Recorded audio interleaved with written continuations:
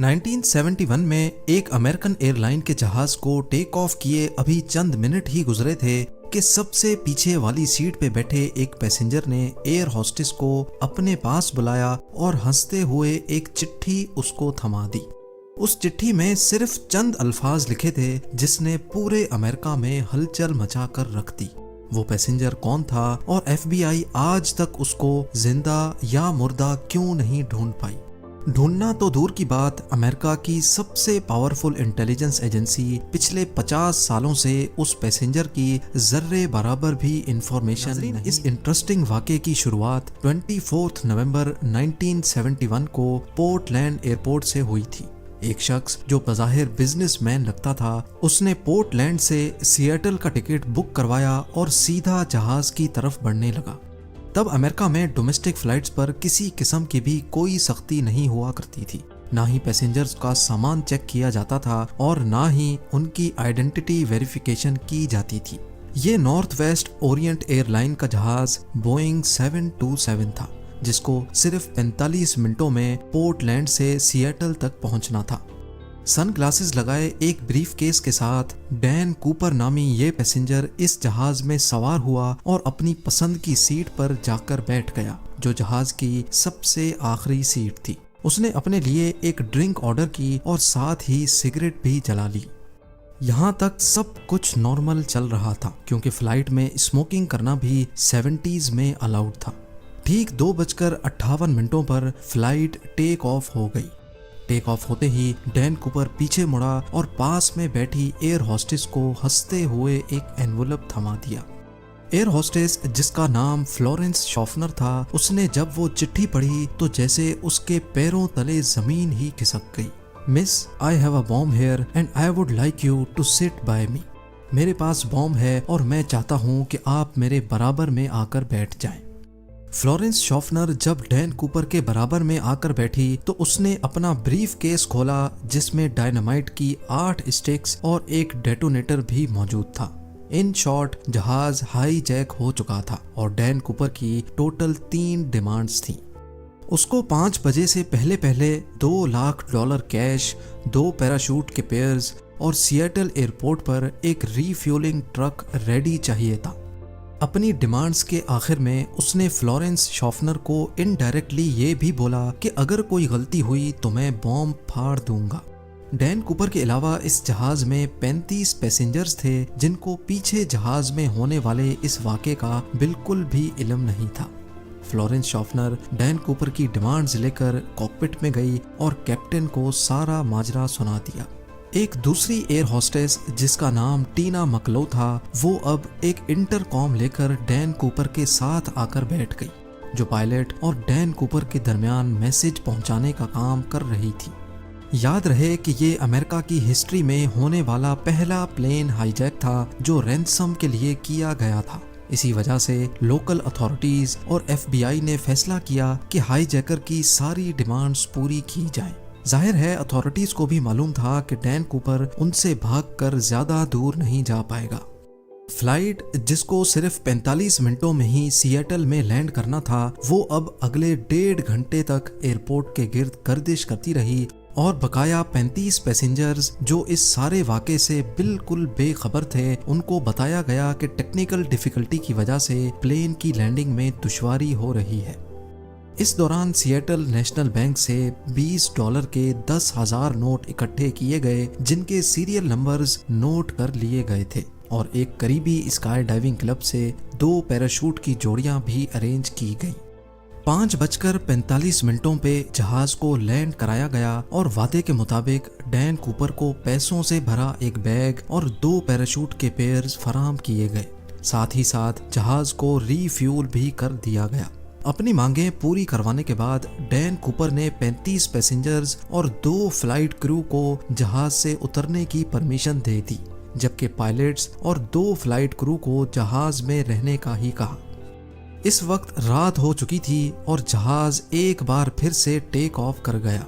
Dan Cooper ने अपने साथ बैठी टीना मकलो के जरिए पायलट को कुछ खास इंस्ट्रक्शंस भेजी।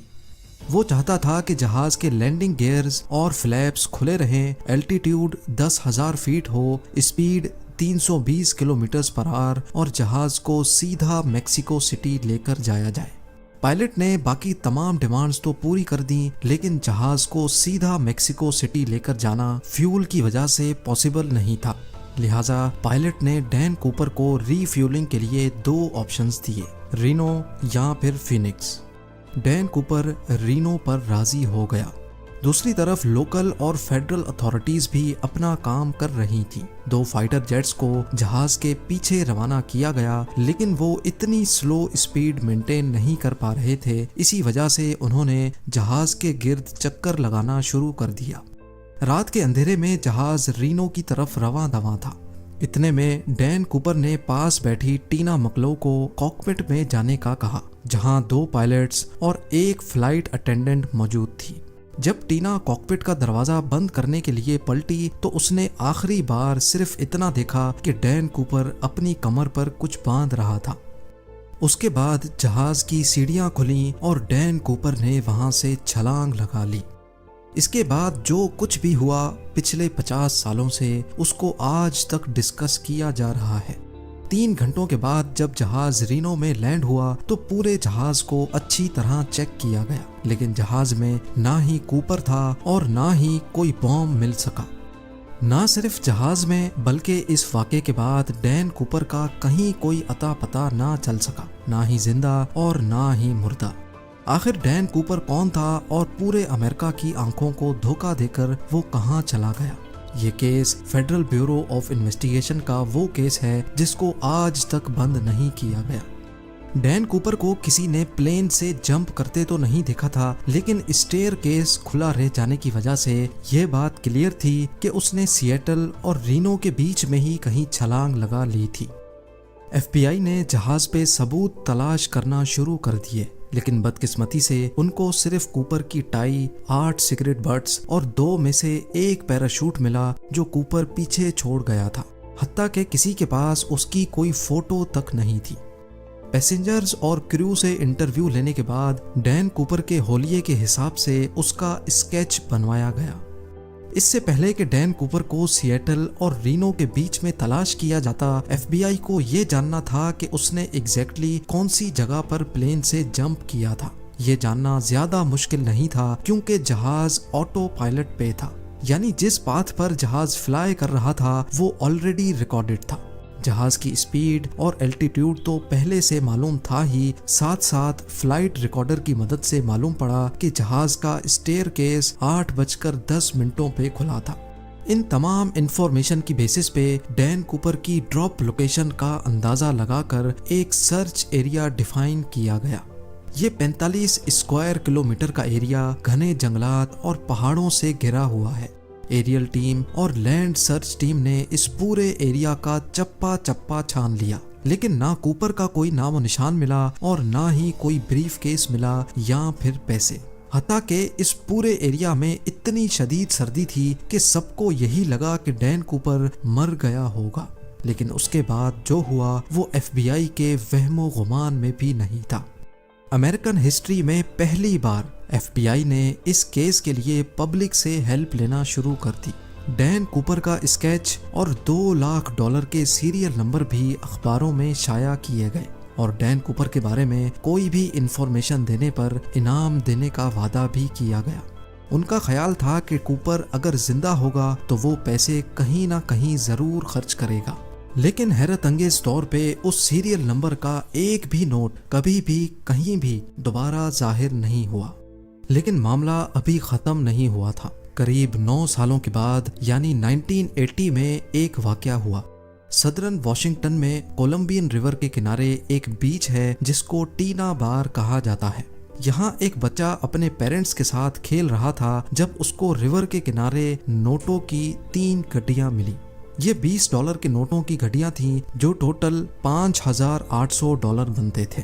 बच्चे के पेरेंट्स ये पैसे लेकर FBI के पास गए। खुशकिस्मती से इनके सीरियल नंबर उन नोटों से मैच कर गए जो डैन कूपर लेकर गया था। डैन कूपर हाईजैकिंग केस में 9 सालों के बाद ये पहली प्रोग्रेस थी, लेकिन बजाय केस को सॉल्व करने के इस वाक़े ने केस को मजीद उलझा कर रख दिया। क्योंकि ये पैसे ड्रॉप लोकेशन से करीब 27 किलोमीटर दूर पाए गए थे। पहले ये समझा गया कि ड्रॉप जोन में वाक़े लुइस रिवर में ये पैसे डैन कूपर से ही गिरे होंगे और वहां से बहते हुए कोलंबियन रिवर तक आए होंगे। लेकिन बाद में नोटिस किया गया कि कोलंबियन रिवर तो ऑपोजिट डायरेक्शन में फ्लो करती है, यानी ये पैसे लुइस रिवर से बहकर टीना बार बीच तक किसी भी सूरत नहीं पहुंच सकते। FBI के लिए ये मामला तो सुलझने के बजाय उलझता ही जा रहा था। ना सिर्फ इतना, बल्कि टीना बार बीच जहां से ये पैसे बरामद हुए थे, यहाँ 1974 में कुछ खुदाई का काम किया गया था। हाईजैकिंग के 3 सालों के बाद टीना बार बीच के किनारे एक्स्ट्रा रेत डाली गई थी और मिलने वाले पैसे इस रेत के अंदर पाए गए थे। इस नई इन्फॉर्मेशन से तो ये जाहिर होता है कि डैन कूपर या फिर उसके किसी साथी ने जानबूझकर केस को उलझाने के लिए 3 सालों के बाद टीना बार बीच पर आकर ये पैसे दफनाए थे। इस केस को लेकर FBI ने कूपर जैसे दिखने वाले लोगों से इन्वेस्टिगेशन की, लेकिन कोई खातिर खास सुराग ना मिल सका। कई थ्योरीज ये भी कहती हैं कि कूपर शायद कोई ट्रेंड मिलिट्री कमांडो था, क्योंकि जो पैराशूट वो अपने साथ लेकर गया था वो एक मिलिट्री पैराशूट था और उसको ऑपरेट करना उस पैराशूट से ज्यादा मुश्किल था जो वो प्लेन में ही छोड़कर गया था। 1980 में $5,800 कैश मिलने के अलावा बकाया 9,710 नोट दोबारा कभी नहीं मिल पाए। एविडेंस के तौर पे FBI के पास डैन कूपर के इस स्केच के अलावा सिर्फ ये टिकट है जिसमें उसने खुद अपना नाम लिखा था और ये टाई जिस पर क्लिप लेफ्ट साइड पे लगी थी, जिससे ये जाहिर होता है कि डैन कूपर लेफ्ट हैंडेड था। इस केस ने FBI को पिछले 50 सालों से सवालों में उलझा कर रखा है। आज भी FBI की वेबसाइट पर इस केस की तमाम डिटेल्स मौजूद हैं और इस केस की फाइल आज भी खुली हुई है। हमारी ये वीडियो आपके लिए हेल्पफुल रही है तो हमारे चैनल को सब्सक्राइब कर लें और वीडियो को लाइक भी कर लें ताकि हमें इस जैसी और वीडियो बनाने के लिए मोटिवेशन मिल सके।